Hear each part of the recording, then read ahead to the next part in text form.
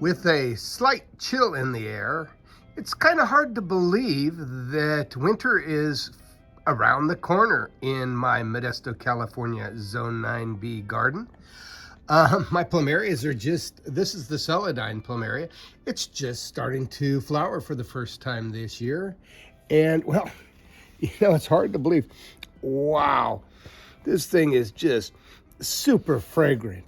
But it's hard to believe that a lot of folks just are amazed that I'm able to grow plumerias, and I keep them outdoors all year round. Some are in the ground and some are in small containers such as this, potted containers.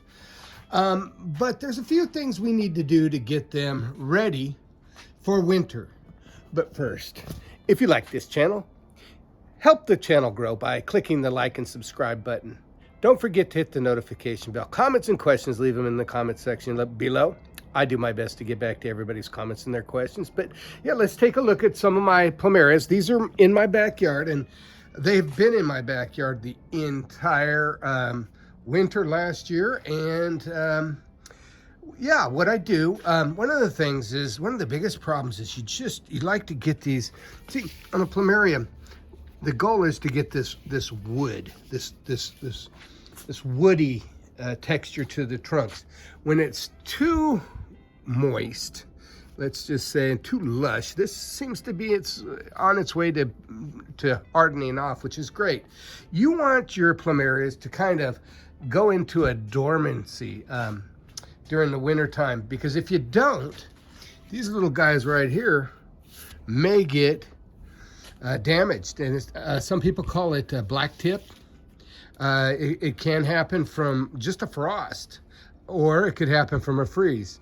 Occasionally I get that on some of my plumerias that have been left out away from the house, and the temperature gets down to below about 28 or so.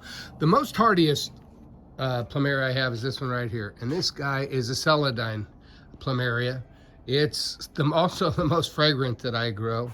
I'm sure there's more that are fragrant out there, but yeah, take a look at these guys. These are really, really good. But what you guys may want to know is how I get these things to make it through the winter without getting black tip or frozen or all that. Well, there's a few key things that I do. Number one, I won't fertilize these plumeria anymore this year. As a matter of fact, the last time I fertilized them, I believe, was in probably June or July. It was in July, and I didn't use very much nitrogen because I don't want this part, the rapidly growing part, to be succulent whenever winter comes. You want it to kind of harden off, and you don't want to use a lot of nitrogen fertilizer late in the year, because it will, if I was to fertilize these guys right now, instead of going dormant, they might continue to grow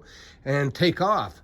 And then come winter time, in about 2 months from now, when we get our first freeze, that'll be the first thing that goes. Also, that lush part right here will even get damaged in the sun in the winter time. It's amazing how this is. But yeah, what you want to do is you want to start cutting back on the water. I cut back on my plumerias water.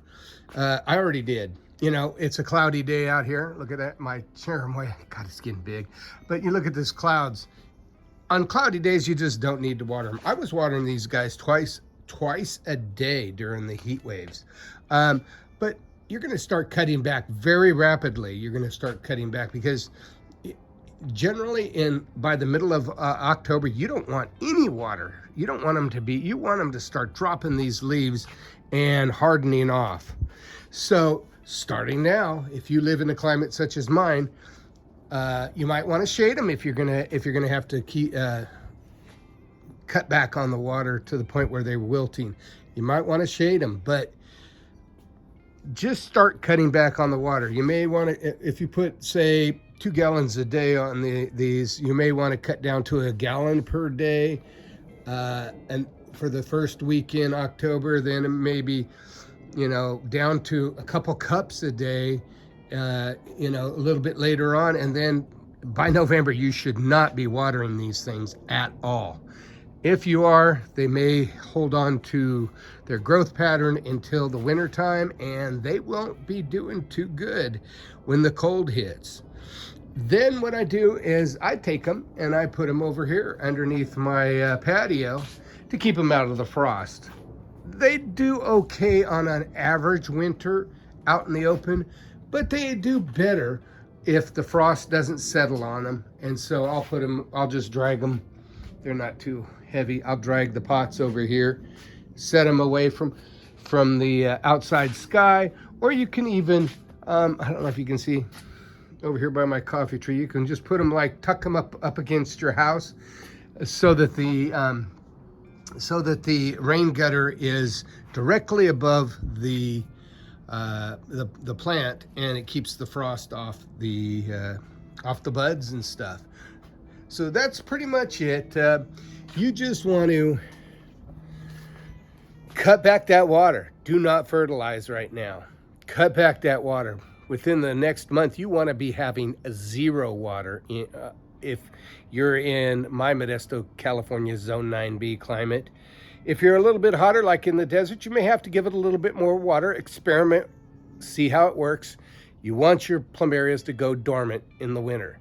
My name is Jeff. If you like this channel, click the like and subscribe button. Don't forget to hit the notification bell. Comments and questions, leave them in the comments section below, because I do my best to get back to everybody's comments and their questions. You have a wonderful day.